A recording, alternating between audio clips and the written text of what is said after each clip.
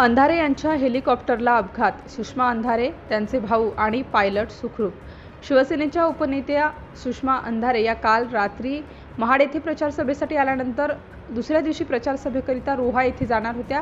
आलेल्या हेलिकॉप्टरमधून प्रवास करण्यासाठी जात असताना हेलिकॉप्टरमध्ये तांत्रिक बिघाड झाल्याचे समोर आले। हेलिकॉप्टर लँडिंग होत असताना क्रॅश झाले। या हेलिकॉप्टरमधून सुषमा अंधारे आणि त्यांचा भाऊ आणि पायलट असे तिघे जण प्रवास करत होते। यामध्ये तिघेही सुखरूप असून ज्या ठिकाणी हेलिकॉप्टर लँडिंग झाले होते त्या ठिकाणी प्रशासनाचा ढिसाळ कारभार समोर आला आहे। सिटी इंडिया न्यूजसाठी प्रतिनिधी नितेश लोखंडे, महाड।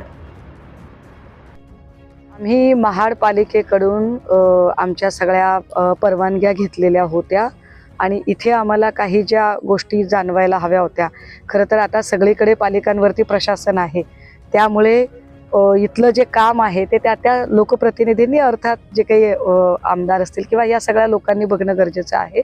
परंतु इथे मार्किंग असेल किंवा काही पाणी मारणं असेल मैदानावर, या सगळ्या गोष्टी दिसल्या नाही आम्हाला। काहीच बोलणं उचित नसेल। मला असं वाटतं की पोलीस त्यांचं काम करतील आणि काय ते सत्य बाहेर येईल। परंतु आत्ता तरी मला असं वाटतं की आम्ही सगळ्यांचे आशीर्वाद आणि सगळ्यांच्या शुभेच्छा ज्या पाठीशी आहेत त्या सगळ्यांचे आभार मानले पाहिजेत की आम्ही सुखरूप आहोत आणि आहोत तुमच्या समोर। महाडमध्ये एक प्रचार सभा होती। ही प्रचार सभा झाली त्यानंतर आम्ही रात्री उशिरापर्यंत, खरं तर रात्री 1:45 वाजता आमचे जिल्हा प्रमुख नवगुणे यांच्यावर प्राणघातक हल्ला झाला।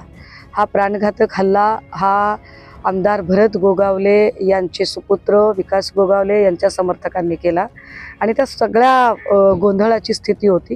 त्यानंतर सकाळी मला असं वाटलं की रात्रभर सगळे कार्यकर्ते जागलेले आहेत, पोलीस स्टेशनमध्ये गेले आहेत, त्यामुळे मी सकाळी काही फार कोणाला त्रास द्यायचा नाही असं ठरवलं आणि मी माझी एकटी माझे सहकारी घेऊन हेलिपॅडला आले होते। साधारणतः 8:45चं ते लँडिंग होतं आणि 9 वाजताचं टेक ऑफ होतं, परंतु 9:10 पर्यंत कुठलीही मूवमेंट नाही असं लक्षात आल्यानंतर मी त्या कोऑर्डिनेटरना फोन केला की अजून काहीच मूवमेंट नाही। त्यांनी सांगितलं की एक 10-15 मिनिटामध्ये ते लँडिंग होत आहे। 9:20ला आम्हाला ती मूवमेंट जाणवली। 9:20ला मूवमेंट झाल्यानंतर आम्ही गाडीतनं खाली उतरलो। 3-4 चक्रावर मारल्या गेल्या आणि घिरट्या घालत अजून ते लँड का होत नाही याचा आम्ही विचार करत होतो। इतक्यात अचानक ते असं गोल गोल फिरत खाली आलं।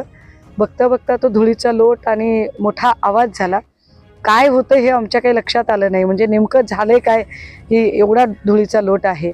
आणि 1-2 मिनिटानंतर माझे ड्रायव्हर मला सांगत होते की ताई हे जे हेलिकॉप्टर आहे हे क्रॅश झालेलं आहे।